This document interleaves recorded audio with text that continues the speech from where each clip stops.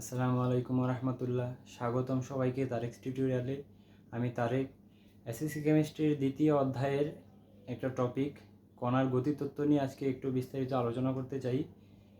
এই দ্বিতীয় অধ্যায়ের একদম প্রথম ক্লাসে যখন আমি কঠিন তরল এবং গ্যাসীয় পদার্থ নিয়ে আলোচনা করেছিলাম, ওখানে একটা শব্দ, একটা ওয়ার্ড আমি ব্যবহার করেছিলাম যেটার নাম হচ্ছে আন্তঃআণবিক শক্তি। তো কণার গতিতত্ত্ব সম্পর্কে জানতে হলে সবার আগে আমাদের আন্তঃআণবিক শক্তি সম্পর্কে একটু ধারণা থাকতে হবে। তো আজকে শুরুতেই আমি একটু আন্তঃআণবিক শক্তি সম্পর্কে একটু ধারণা দিতে চাই এবং পরবর্তীতে আমি কণার গতিতত্ত্ব নিয়ে আলোচনা করব। তো প্রথমে যদি আমি দেখি, আমরা সলিড, লিকুইড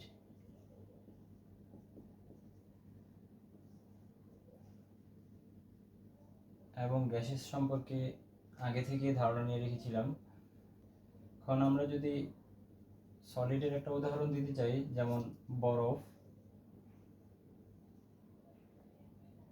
আর লিকুইড হচ্ছে পানি, এবং গ্যাসেস হচ্ছে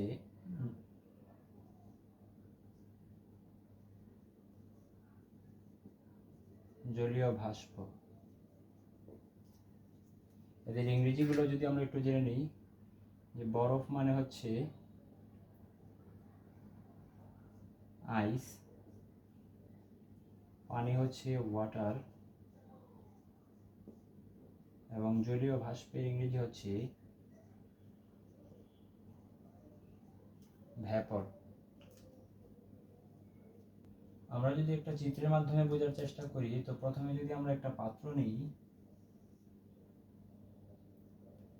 তো এই পাত্রের মধ্যে ধরে নিলাম একটা বরফ রয়েছে।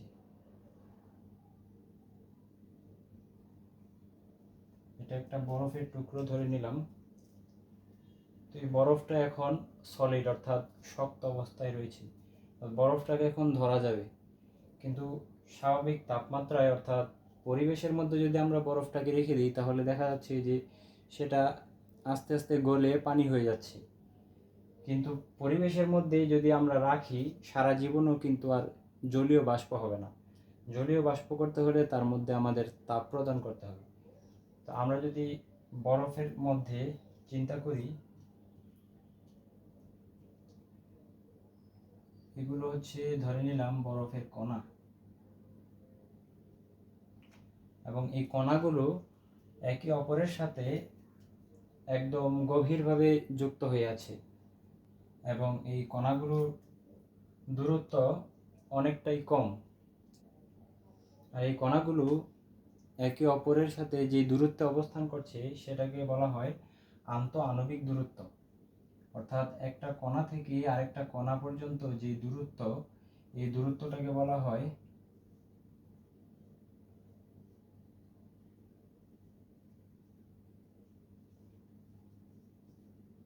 আন্তঃআণবিক দূরত্ব।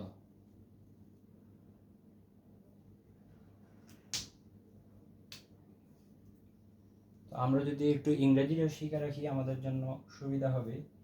আন্তঃআণবিক, আন্তঃ শব্দটার অর্থ হচ্ছে ইন্টার, তাহলে আন্তঃআণবিক অর্থাৎ এটার ইংরেজি হবে ইন্টার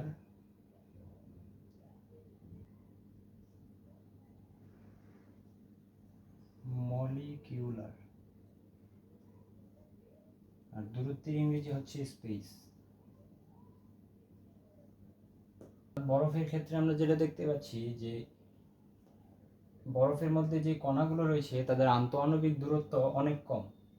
অর্থাৎ আন্তঃআণবিক দূরত্ব কম হওয়ার কারণে তাদের আন্তঃআণবিক শক্তিটা অনেক বেশি। এই তিনটি কলম যদি আমরা দেখি, যে তিনটা কলমের মধ্যে আন্তঃআণবিক দূরত্ব অনেকটাই কম, এবং দূরত্ব কম থাকার কারণে তাদের মধ্যে শক্তিটা অনেক বৃদ্ধি পেয়েছে। অর্থাৎ এখানে আমরা যদি প্রেসার ক্রিয়েট করি, তাহলে দেখা যাচ্ছে যে একটা কলম থাকলে এটার যে পরিমাণ শক্তি থাকতো, তিনটা একসাথে থাকার কারণে সেটার শক্তি অনেক গুণ বৃদ্ধি পেয়েছে। ঠিক একইভাবে বরফের মধ্যে আন্তঃআণবিক দূরত্ব কম হওয়ার কারণে তাদের আন্তঃআণবিক শক্তিটা অনেকাংশে বৃদ্ধি পেয়েছে।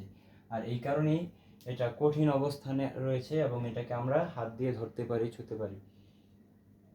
তো আমরা যদি এখন আন্তঃআণবিক শক্তি বিষয়টার সংজ্ঞাটা নিয়ে একটু আলোচনা করি, তাহলে এখানে বলা আছে যে শক্তির প্রভাবে পদার্থের অভ্যন্তরের অণুসমূহে, অর্থাৎ এই পদার্থটার মধ্যে অভ্যন্তরে যে অণুগুলো রয়েছে পরস্পরের আকর্ষণের মাধ্যমে পরস্পর যেই দূরত্ব অর্থাৎ যে আকর্ষণটা করে রয়েছে সেই আকর্ষণের মাধ্যমে আবদ্ধ থাকাটাকে মূলত আন্তঃআণবিক শক্তি বলা হয়। অর্থাৎ দূরত্বটা যতটাই কমবে আন্তঃআণবিক শক্তি ততটাই বৃদ্ধি পাবে। এবার আন্তঃআণবিক শক্তিটা যদি শেষ হয় তাহলে আমরা একটু কণার গতিতত্ত্ব নিয়ে আলোচনা করব।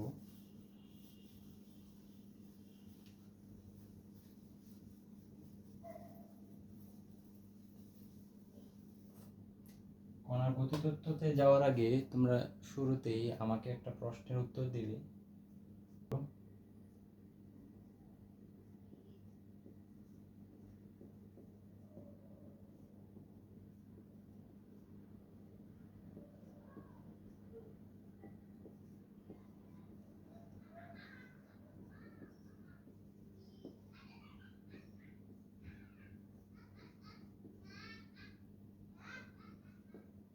কোনটির আন্তঃআণবিক শক্তি বেশি?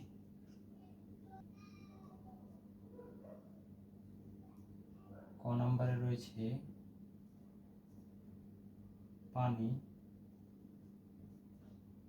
খ নম্বরে রয়েছে কার্বন ডাইঅক্সাইড, গ নম্বরে রয়েছে পটাশিয়াম ক্লোরাইড। তো এখানে কোনটা সঠিক উত্তর তোমরা অবশ্যই কমেন্টসের মাধ্যমে আমাকে জানাবে। কণার গতিতত্ত্বটা নিয়ে আলোচনা করতে চাই। তো শুরুতেই আমি কণার গতিতত্ত্ব এটার ইংরেজিটা একটু বলে দিতে চাই। এখানে তত্ত্ব শব্দটার ইংরেজি হচ্ছে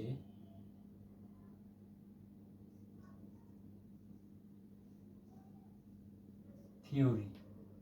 তো যেহেতু আমরা গতিতত্ত্ব পড়ব তাহলে এখানে হবে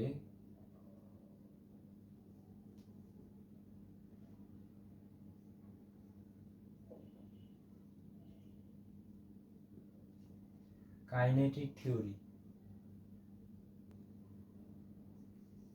অফ, কিসের গতিতত্ত্ব পড়ব সেটা হচ্ছে কণার গতিতত্ত্ব, অর্থাৎ kinetic theory of particles.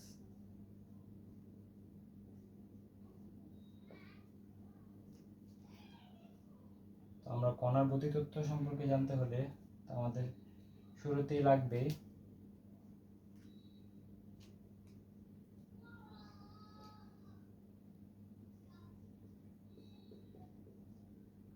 Solid, liquid and gases. তো সলিডের উদাহরণ হিসাবে আমাদের অতি পরিচিত বরফ,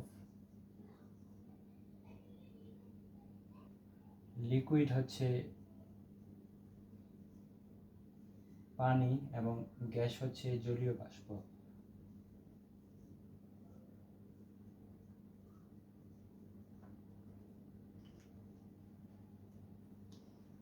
এর ইংরেজিগুলো হচ্ছে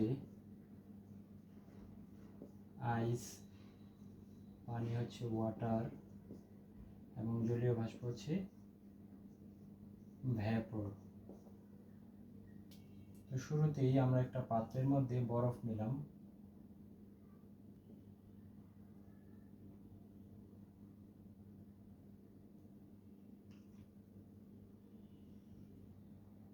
এখন এই বরফের মধ্যে আমরা একটু তাপ প্রদান করার চেষ্টা করব।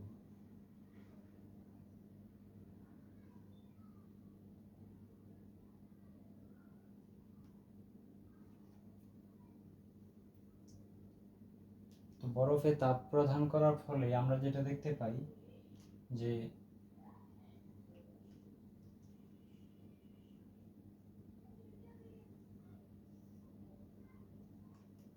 বরফটা আস্তে আস্তে গলতে শুরু করে এবং সেটা লিকুইড হয়ে যায়।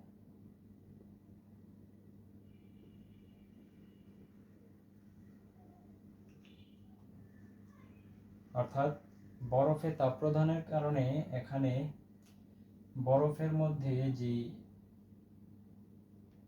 কণাগুলো রয়েছে সেই কণাগুলোর মধ্যে কাঁপাকাঁপি শুরু হয়ে যায়, এবং কাঁপাকাঁপি শুরু হওয়ার কারণে তারা একে অপরের কাছ থেকে দূরে সরে যায়, এবং একটা সময় গিয়ে তারা একে অপরের কাছ থেকে বিচ্ছিন্ন হয়ে যায়।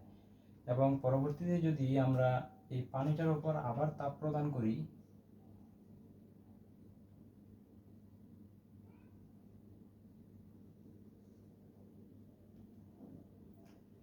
এবং এর মধ্যে তাপ দিতেই থাকি, তাহলে আমরা যেটা দেখতে পাই যে